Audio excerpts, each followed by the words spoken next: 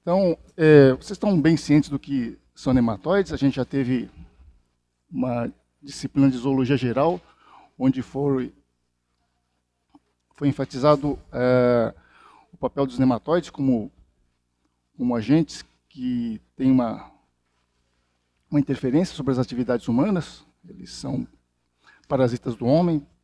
Eles podem também ser usados no controle biológico de pragas. Tá? E um dos papéis é como patógenos, ou seja, agentes causadores de doenças. E nesse sentido a gente vai falar um pouco desse papel dentro das relações patógeno-hospedeiro. Tá? A gente vai seguir esse roteiro. Primeiramente, nós vamos falar do objetivo da nossa aula e depois nós vamos inserir os nematóides dentro das diferentes etapas do ciclo das relações patógeno-hospedeiro. E finalizar com um exemplo histórico importante dos nematóides como patógenos de plantas no Brasil. As informações que estão relacionadas ao assunto da aula de hoje, elas são importantes principalmente porque nós queremos, tá, com isso, nós vamos encarar os nematóides como agentes que causam perdas a plantas de importância agrícola ou então de importância florestal. Então existem perdas. Isso, quando a gente fala de perdas, é dinheiro que se perde, então é o esforço que se perde, e o objetivo é que essas perdas elas sejam as menores possíveis. Então o objetivo é controlar essas perdas. Bom, como a gente faz isso? Basicamente a gente tenta reduzir a quantidade de nematóides a níveis em que essas perdas sejam bem pequenas, e o ideal seria que elas não existissem, né? Bom, as perdas causadas por nematóides, elas são proporcionais, elas dependem da quantidade de nematóides. Então, isso quer dizer que quanto maior a quantidade de nematóides, menor a produção, portanto, maiores as perdas. Isso aqui a gente vai experimentar quando a gente enfrenta o problema de nematóides. Esse problema vai se alastrando, né? Vai se agravando, vai ficando cada vez maior, e as perdas vão ficando cada vez maiores. Como isso é uma coisa que se repete várias vezes, a gente não precisa esperar que isso aconteça. A gente pode intervir antes para que essas perdas não ocorram. Então, o importante é não atrasar o controle. Fazer o controle quando as perdas ainda não existem ou quando as perdas ainda são pequenas, tá bom? E isso acontece porque quando a gente faz isso, a gente evita as perdas, ou se essas perdas já existem, elas são controladas, né? Elas são recuperadas de uma maneira mais eficiente. Então a gente vai dar um exemplo aqui. Por exemplo, vamos imaginar que a gente não considerou essa evidência, esse fato, esse conhecimento, a gente deixa que a população vá aumentando. A população vai aumentando, as perdas vão ficando cada vez maiores, e é claro que aqui a gente já tem perdas muito grandes e fica inviável você produzir com perdas tão grandes. Tá? Então a gente vai começar a fazer um controle.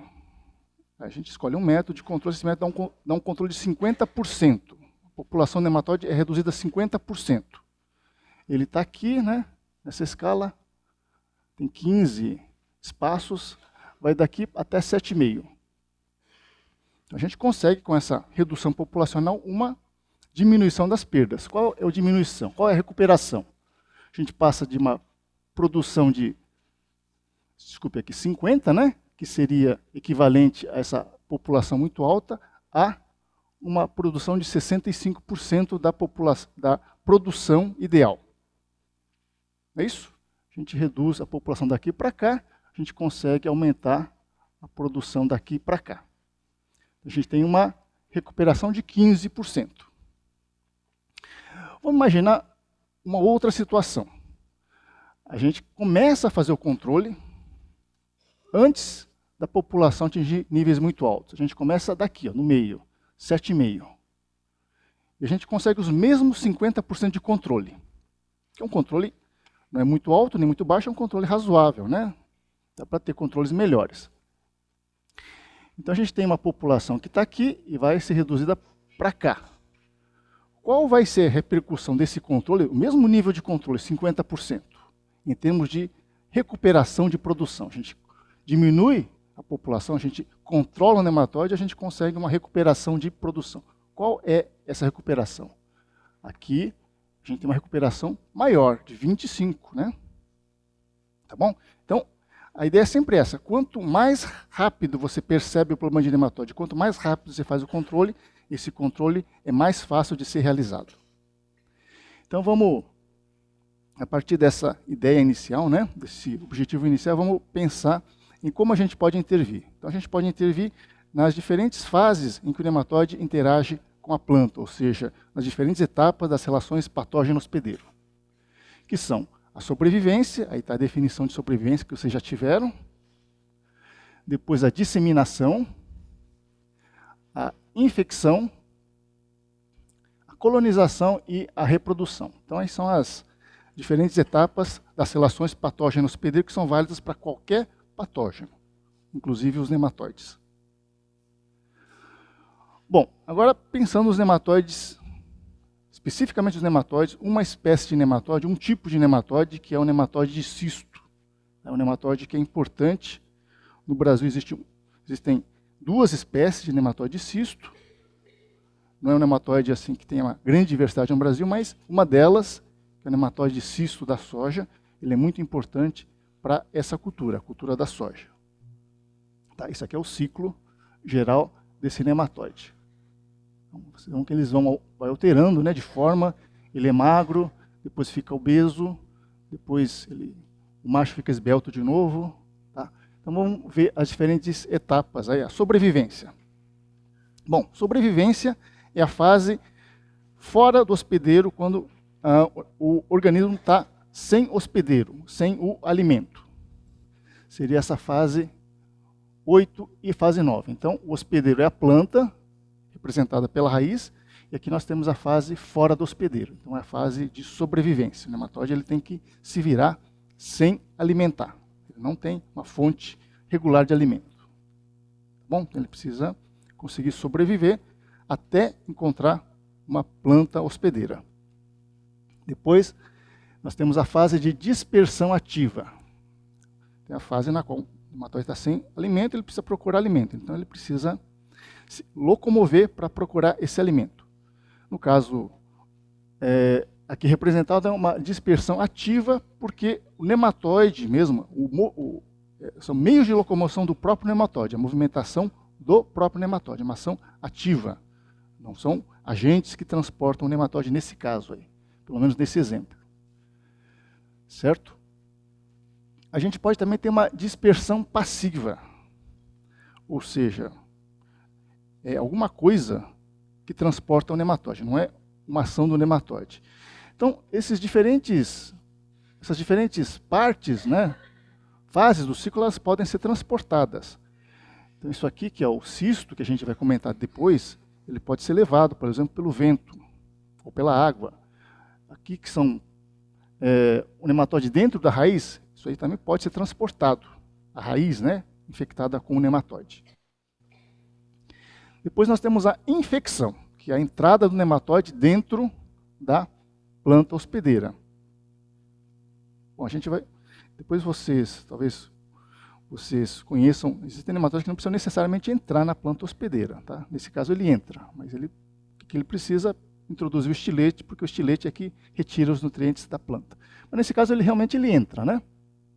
Ele entra dentro da planta hospedeira. Então, essa fase aqui é a fase de infecção, ou seja, o nematóide entra ou tem acesso, né, a locais onde a planta tem alimento para o nematóide.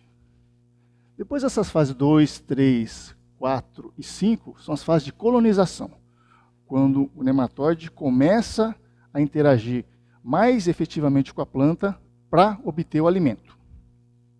No caso desse nematóide, é uma relação complexa na qual o nematóide ele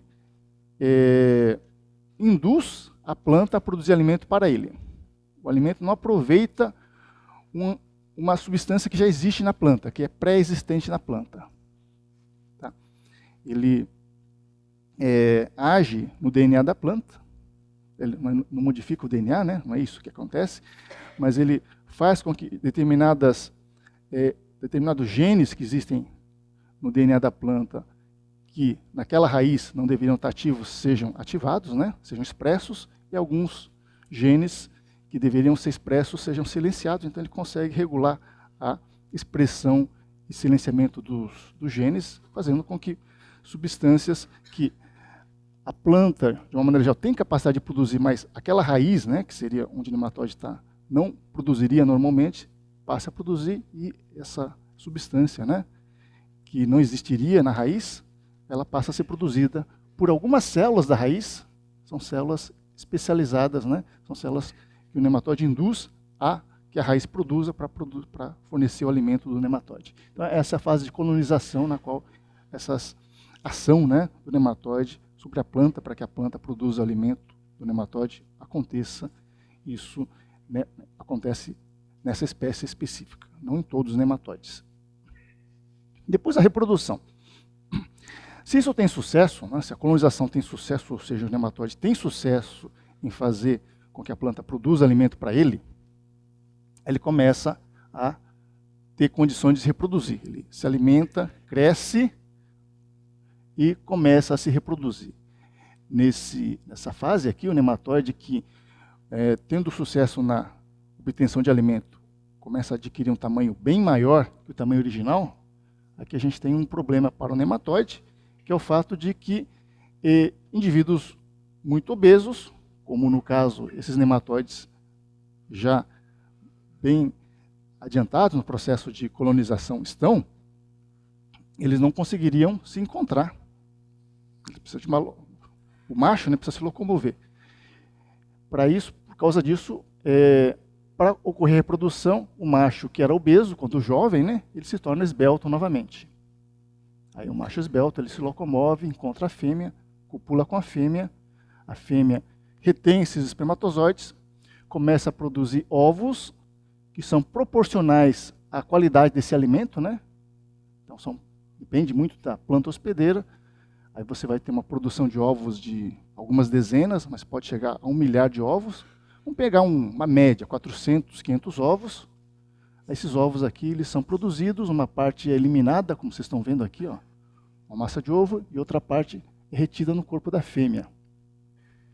No caso dessa espécie de nematóide específica, ou desse gênero, que são os nematóides cisto, os ovos, eles são mantidos, grande parte dos ovos, dentro do corpo da fêmea, que depois que morre, mantém, então a fêmea morre, mas o corpo da fêmea mantém a cutícula íntegra e resistente, sendo uma estrutura de dispersão e sobrevivência, uma estrutura que consegue fazer com que esses ovos dentro do seu interior se mantenham viáveis, é uma estrutura de resistência, de sobrevivência, e também uma estrutura de dispersão na medida que essa estrutura, que é o cisto, né? Por isso que chama nematóide cisto, o cisto é uma estrutura que facilita a dispersão. Tá? Entre outras razões, porque ele é muito leve, pode ser disperso, inclusive pelo vento.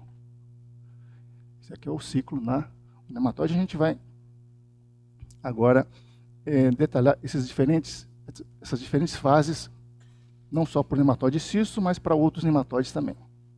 Bom, sobrevivência. O nematóide é importante pelo seguinte, porque nem sempre o nematóide ele é um bicho que se movimenta, mas não tem capacidade, por exemplo, de se deslocar grandes distâncias de um dia para o outro. E no solo nem sempre ele encontra alimento. Então ele precisa ser capaz de sobreviver sem alimento durante algum tempo, alguns meses pelo menos. Tá? Porque eles são parasitas, de uma maneira geral, né, tem algumas exceções, eles são parasitas obrigatórios. O nematóide, que é parasita de planta, somente se alimenta de outras plantas. E alguns nematóides se alimentam de algumas plantas específicas, outras de várias plantas diferentes. Bom, a gente considera a sobrevivência, quando a gente pensa no controle de nematóides, sobre 2 pontos de vista. Um ponto de vista mais restrito ao termo, né? Que seria esse daí. Quanto tempo sobrevive sem se alimentar? E no sentido amplo, quando a gente considera uma cultura específica, né? Quanto tempo o nematóide consegue sobreviver sem aquela cultura? Qual a diferença entre esses dois sentidos? A diferença é a seguinte. Quando a gente considera o sentido amplo, né, a gente considera que num sistema agrícola, além da planta principal, existem outras plantas, que são ervas daninhas, ou são plantas guachas, né, ou seja, sementes de uma cultura anterior que permanecem no solo e germinam. Então, essas plantas, elas podem fornecer alimento para o nematóide, elas podem ser hospedeiras. Daí é importante diferenciar dois grupos de nematóides nesse contexto.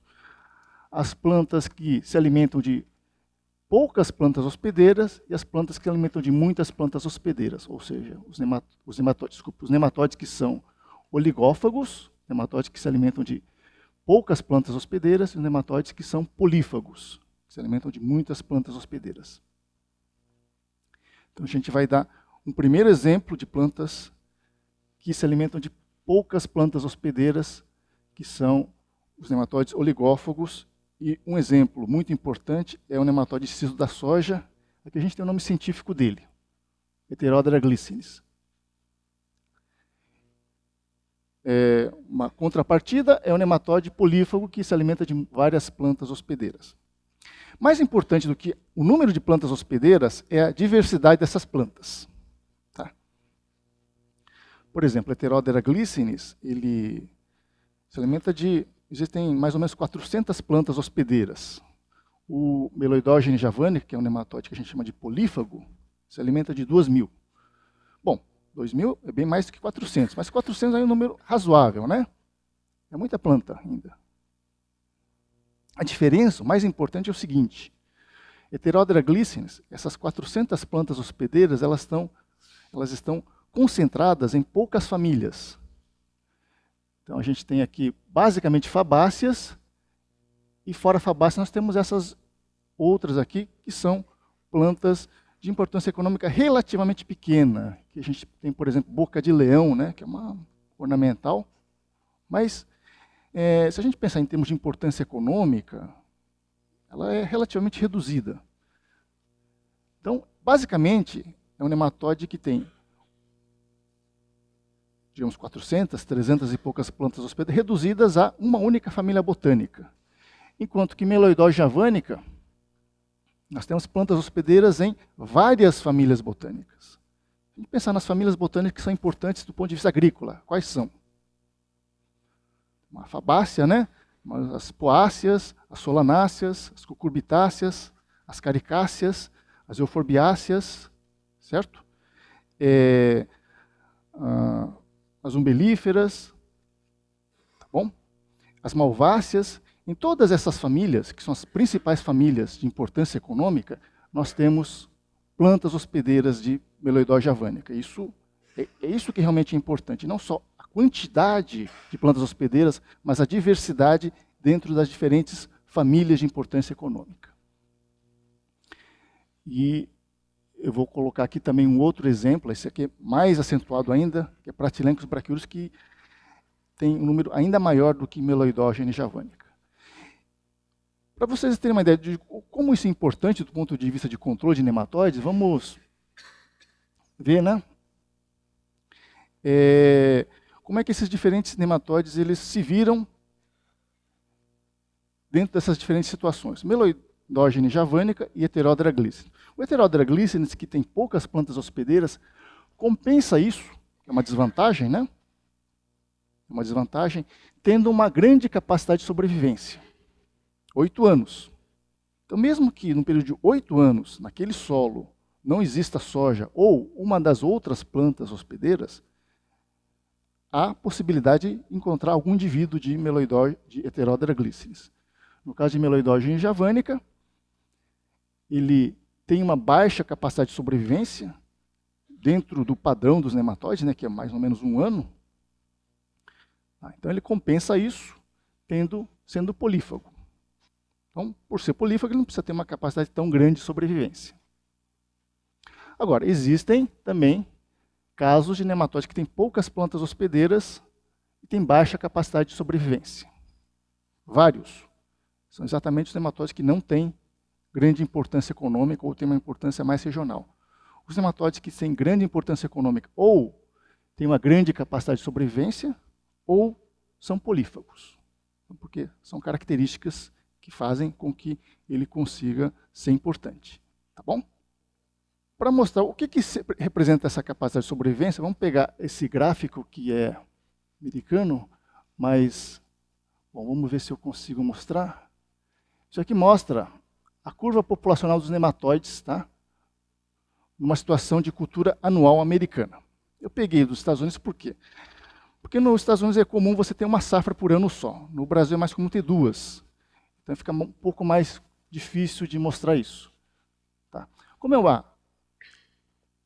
uma situação americana, vocês vejam que os meses aqui estão invertidos em relação ao Brasil. As estações são invertidas, né?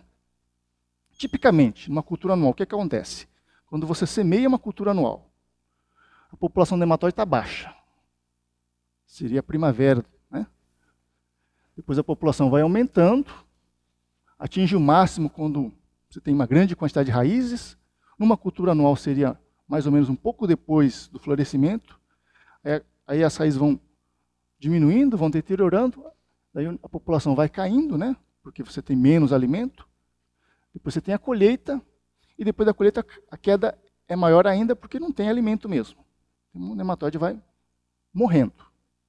Quando a gente diz que o nematóide tem 1 ano de capacidade de sobrevivência, não quer dizer que todos os nematóides que existem aqui, depois que faz a colheita, no momento em que começa a faltar alimento, sobrevivem. Quer dizer que do total de indivíduos que existe nesse momento, da colheita, vamos dizer assim, uma cultura anual, quando não passa o alimento ser escasso, desse total, certo?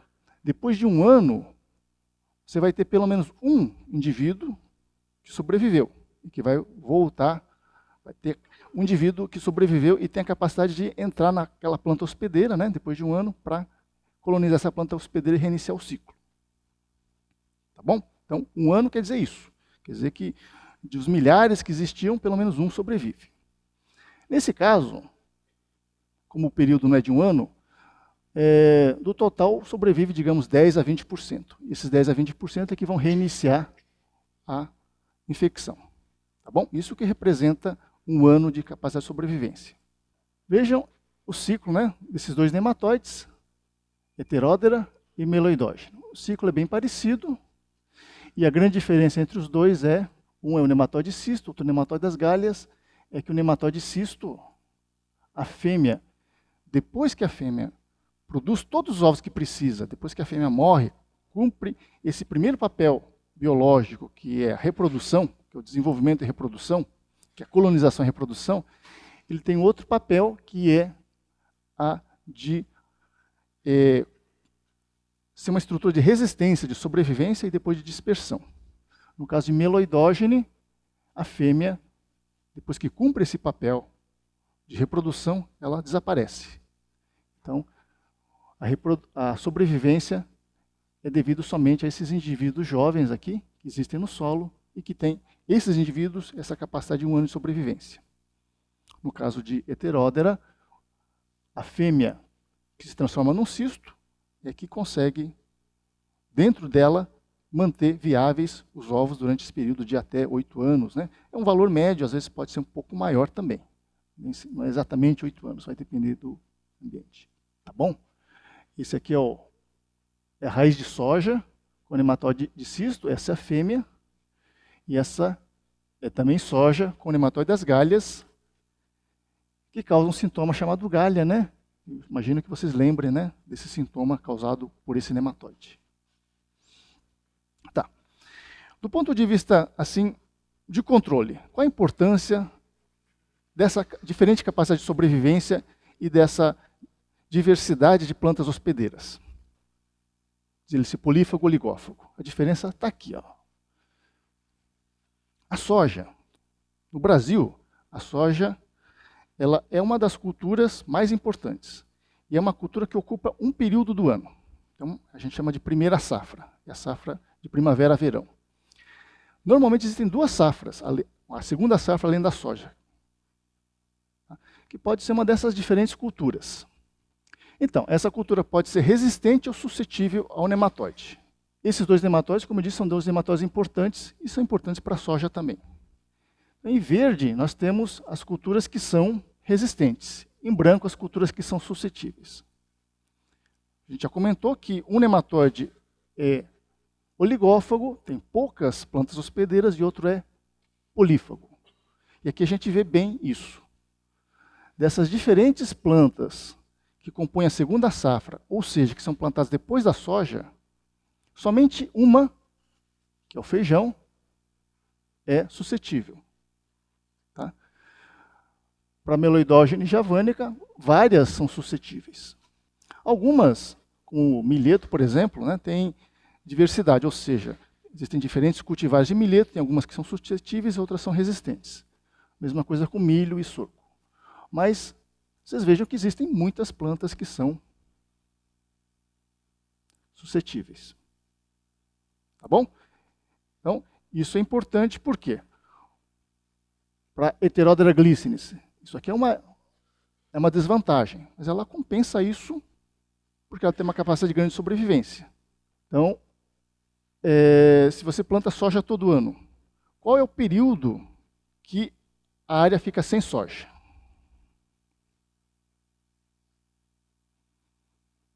Se considerar uma soja de ciclo de 100 a 120 dias, seria mais ou menos 4 meses. 3 meses e meio, 4 meses. 12 menos 4 dá 8, né? 8 meses. 8 meses para Heterodera glycinis é pouco, não é? Certo? É pouco porque ele tem uma capacidade muito grande. Para a Meloidóide javanica é bastante, porque a população em 8 meses cai bastante, né? Porém, nesses 8 meses vai ter uma outra planta, e muitas dessas outras plantas são plantas hospedeiras, e isso compensa essa dificuldade. Agora eu falei de Pratylencos brachiurus, né? Esse é um nematóide que tem essa polifagia, vamos dizer assim, exacerbada. Ela tem muito poucas plantas que não são hospedeiras. Então, por isso, esse é um nematóide que, nessas condições de 2 safras, é muito favorecido. Antes da gente continuar, vocês têm alguma pergunta? Não? Então vamos falar de disseminação. Bom, disseminação é um aspecto importante. Isso, para o nematóide, é uma coisa muito limitante, se a gente considerar as características dele. Por quê? Porque ele tem uma baixa capacidade de disseminação. Então essas etapas, a remoção, dispersão e deposição dos propágulos, os propágulos seriam as diferentes fases do nematóide que tem a capacidade de reinfectar uma outra planta, né? Infectar uma planta. Então a gente tem o seguinte: o nematóide tem uma baixa capacidade de dispersão ativa. Ele sai de um lugar e ir para o outro. Então ele conta com agentes passivos, ou seja, não é ele que faz a dispersão, são outros agentes. Esses outros agentes, na verdade, é o homem, né? De uma maneira inconsciente, é claro. Não é que o homem vai querer fazer dispersão, isso não é bom para ele. Mas ele acaba fazendo porque, dentro da atividade, né, agrícola, ele acaba tendo, em alguma etapa, uma oportunidade de fazer essa dispersão, e ele acaba fazendo, por exemplo, por meio de tubérculos. Isso é importante nas plantas que são propagadas vegetativamente. Um exemplo é a batata. Outro exemplo é o solo, que é transportado de diferentes maneiras. Então, tudo que transporte o solo pode levar ao nematóide. A enxurrada então, é também uma maneira de dispersar por solo, né? Certo? Mas é mais a ação da chuva sobre o solo, carregando o nematóide. Depois a água de irrigação. Isso está relacionado à enxurrada. A água, né, em movimento, geralmente vai para o lugar mais baixo e se acumula nesse local, onde se pode formar um córrego, né, pode formar um lago, por exemplo. Então o nematóide pode estar presente naquela água. E, finalmente, mudas. Então, a gente tem mudas de diferentes qualidades. Mudas de laranja, por exemplo, a legislação e a fiscalização é rigorosa, geralmente as mudas são de melhor qualidade.